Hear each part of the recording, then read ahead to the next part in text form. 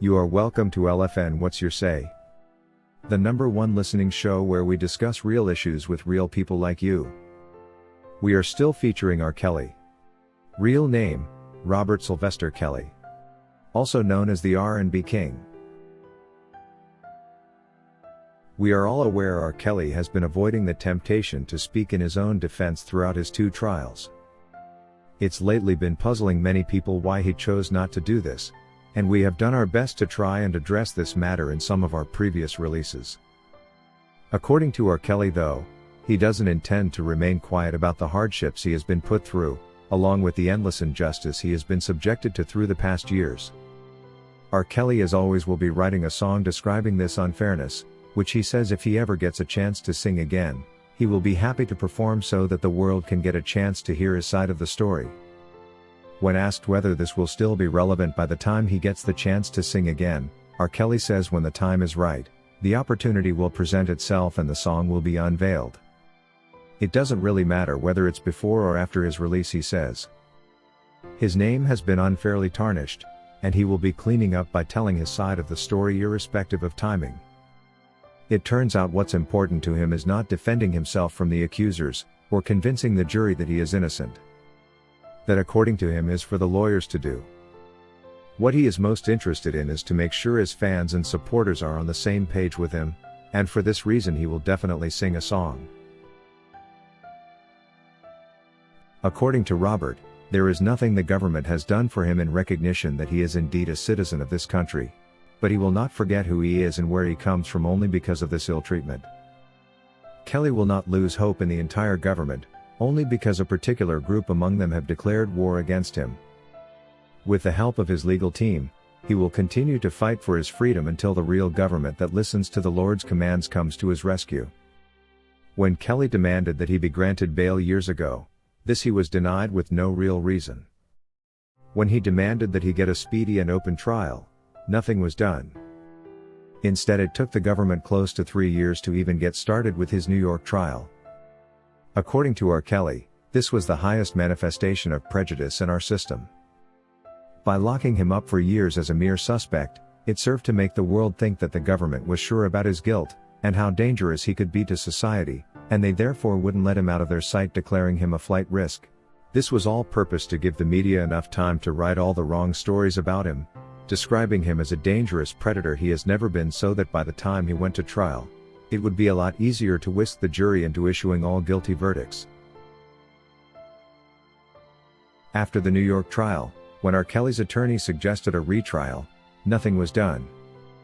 When she filed for double jeopardy and hinted on the statute of limitations, all fell on deaf ears.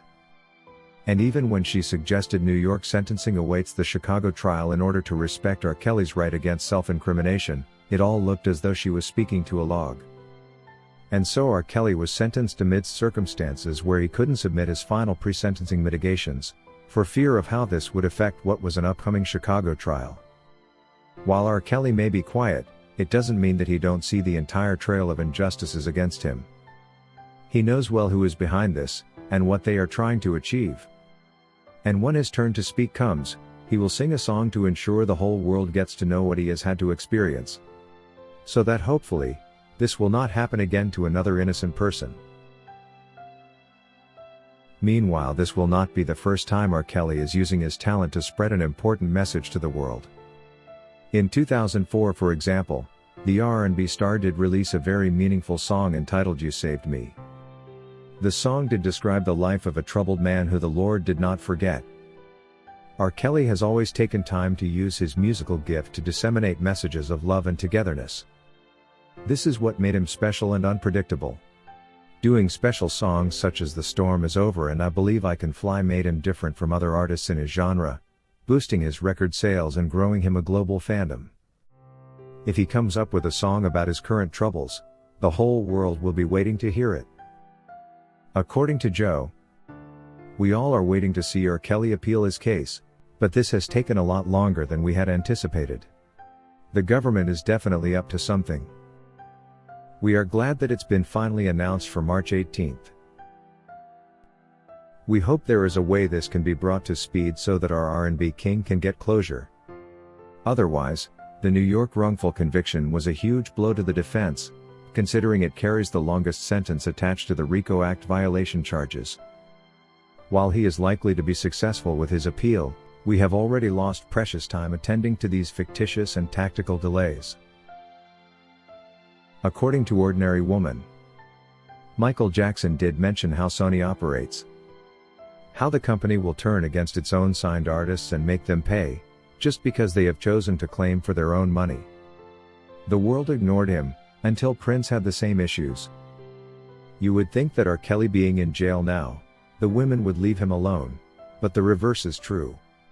They keep haunting him even while in prison, attempting to drain him dry of what he is already worth, a negative $2 million. Strange to learn that Judge Ann Donnelly even ordered that his prison commissary fund of about $27,000 be taken out and given to these women. This precious money will likely be spent on fries and drink. We await to witness. According to Yvette Rivera, Michael Jackson was the greatest then, but Sony did a good job destroying his image and stealing his hard-earned money. And now they have turned to R. Kelly, destroying his image too and stealing his money. Only God knows who Sony paid under the table to help them destroy R. Kelly.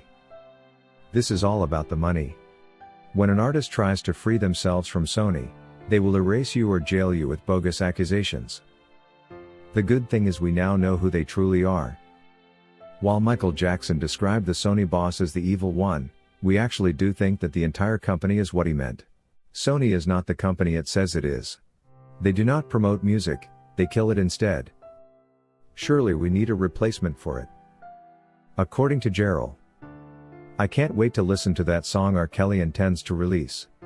It will actually be a great idea if R. Kelly does vent out all he is feeling right now. Sadly, he may not have the chance to release it until he is out of jail, something that will likely take quite some time. Either way, our expectations are high considering we know what he is capable of.